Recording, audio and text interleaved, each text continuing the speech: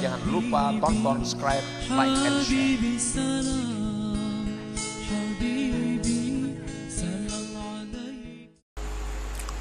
Rasulullah SAW bersabda, suratul waqi'ah, suratul ghina.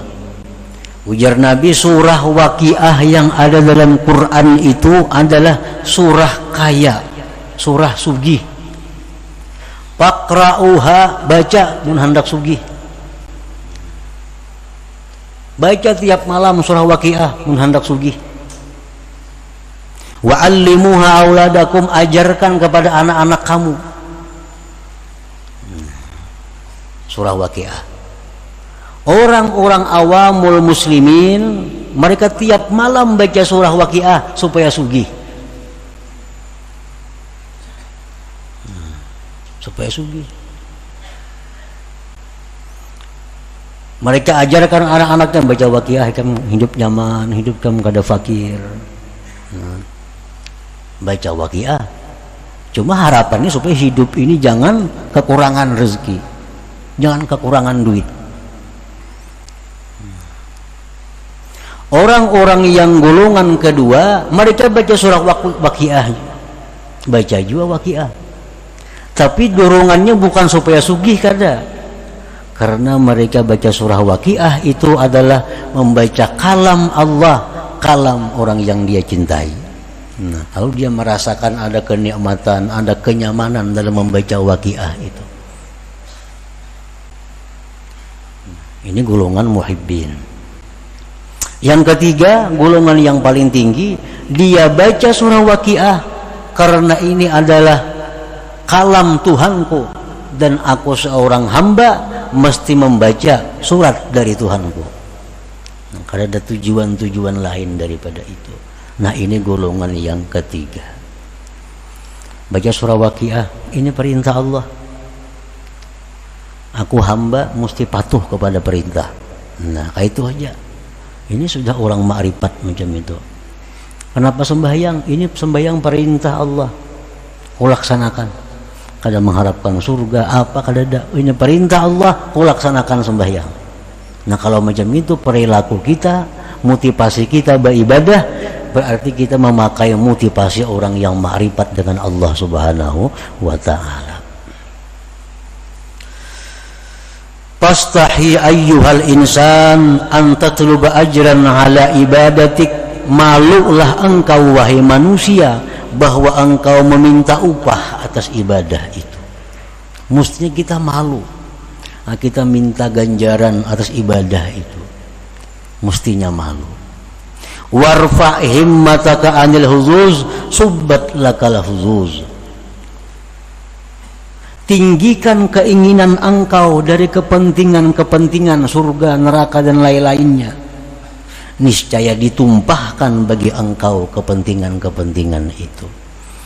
Nah, artinya kalau orang tuh baca Quran, baca surah waqi'ah, atau ia takwa kepada Allah semata-mata karena dia hamba Allah dan yang menyuruh ni Tuhan adalah Tuhannya Allah Subhanahu wa ta'ala, dia baca Quran, dia takwa kepada Allah, akan Allah tumpahkan baginya bagian-bagian seperti yang diingini oleh orang-orang awam tadi, bahkan lebih banyak daripada yang diberikan kepada orang-orang awam tadi.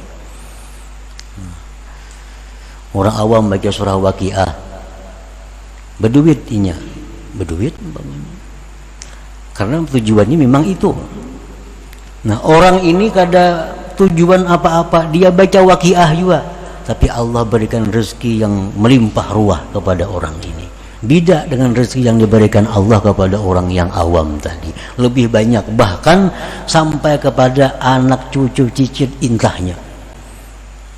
Diberikan Allah rezekinya, diberikan Allah keluasan nikmatnya, berkat keikhlasan yang murni dari nenek moyangnya yang dahulu itu. Orang awam tadi paling-paling sagan inya seorang itu, anak cucunya kada sempat menikmati itu. Tapi kalau orang-orang yang ma'rifat kepada Allah ini, yang mana mereka beribadah semata-mata karena merasa dirinya hamba yang mesti beribadah. Nah, ini Allah berikan segala macam bagian-bagian yang abadi, yang sampai kepada anak cucunya menikmati bagian-bagian itu. Nah, warfa himmataka anil huzuz subbat lakal huzuz.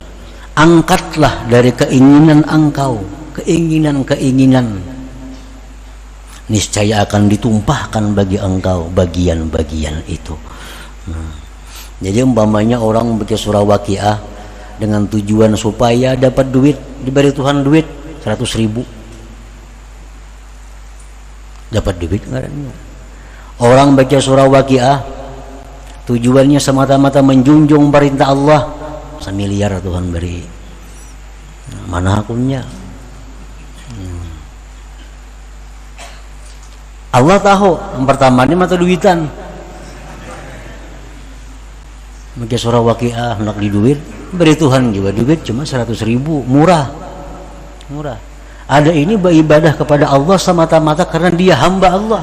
Setiap hamba wajib mengabdi kepada Tuhannya. Nah, itu motivasi dirinya. Nah, ini akan diberikan Allah harta, segala macam kenikmatan yang sampai anak cucu buyut intahnya akan mendapatkan bagian daripada itu. Nah, para muhibbin rahimakumullah, jadi kebiasaan salah kita, kebiasaan buruk kita, bila mana kita beribadah selalu mengharapkan ganjaran Allah, kita beribadah mengharapkan gantian dari Allah, maka itu kita tinggalkan. Nah, kita rubah.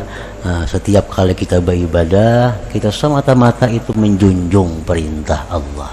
Diberi Tuhan kakak tahu urusannya. Ini perintah yang mesti kulaksanakan. Nah, dan Tuhan pasti akan memberikan yang berlipat ganda. Jangan lupa tonton, subscribe, like, and share.